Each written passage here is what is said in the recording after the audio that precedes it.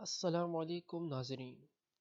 D Z channel کی videos میں ایک مرتبہ پھر خوش آمدید۔ ناظرین، آج کی ویڈیو میں ہم آپ کو بتائیں گے کہ غزہ کی حکمران جماعت حماس نے طوفان الاقصی آپریشن کا آغاز 6 اکتوبر کو کیوں کیا اور اس کے لیے 6 اکتوبر کا دن کیوں چنا گیا۔ اس سے پہلے اس آپریشن کے پس منظر پر ایک نظر ڈالتے ہیں۔ ناظرین، غزہ کی حکمران جماعت اور مزاحمتی تنظیم حماس نے 6 اکتوبر کے روز طوفان الاقصی آپریشن کا آغاز کیا اور اسرائیل پر 500 سے زائد راکٹس داغے، جس میں اسرائیلی کمانڈر اور 26 فوجیوں سمیت 300 سے زائد اسرائیلی مارے گئے۔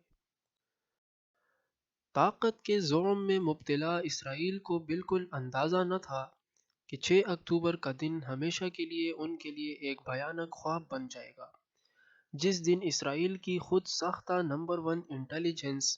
اور جدید اسلحے اور ٹیکنالوجی سے لیس فوج ترنوالا ثابت ہو گئی۔ اس آپریشن طوفان الاقصی کی سب سے اہم اور مزے کی بات یہ ہے کہ اسرائیل کو بالکل اندازہ نہ تھا کہ یہ اتنے بڑے پیمانے پر حملہ آور ہوں گے، اور اسرائیل اس کے لیے بالکل بھی تیار نہ تھا۔ خبر رساں اداروں کے مطابق حماس کے اسرائیل پر حملے میں اب تک 900 سے زائد اسرائیلی جاں بحق ہو چکے ہیں، جن میں 26 فوجی اہلکار اور کمانڈر بھی شامل ہیں، جبکہ بہت سے فوجی اہلکاروں نے اسلحہ پھینک کر گرفتاری بھی دے دی ہے۔ اسرائیل کے وزیر اعظم نیتن یاہو کی بدلہ لینے کی دھمکیوں کے باوجود اسرائیلی فوج اپنے یرغمالیوں کو آزاد کروا نہ سکی، اور اس ناکامی پر پردہ ڈالنے کے لیے انہوں نے غزہ کے رہائشی علاقوں پر بمباری شروع کر دی، جس کے نتیجے میں 600 معصوم فلسطینی شہید بھی ہو چکے ہیں۔ ناظرین، اس حوالے سے کافی سوالات اٹھائے جا رہے ہیں، جن میں ایک سوال یہ بھی ہے کہ حماس کے اتنے بڑے حملے کے نتیجے میں اسرائیلی انٹیلیجنس آخر کیسے ناکام ہو گئی۔ لیکن آج ہم جس سوال کے جواب کی طرف جائیں گے وہ یہ سوال ہے کہ آخر حماس نے اس بھیانک کارروائی کے لیے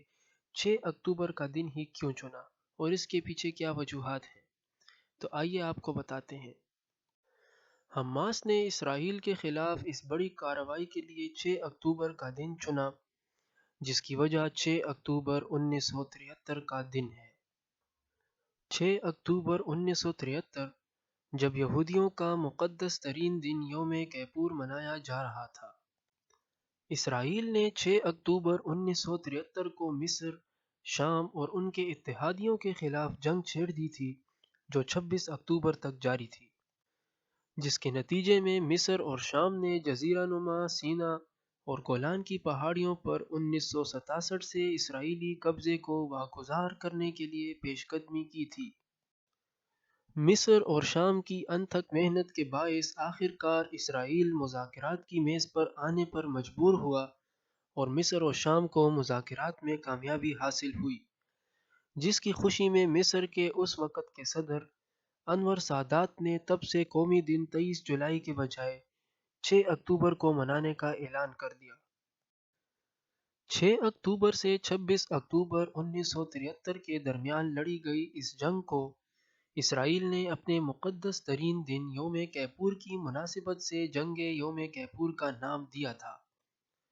ناظرین، یاد رہے کہ یہودیوں کا مقدس ترین دن یوم کیپور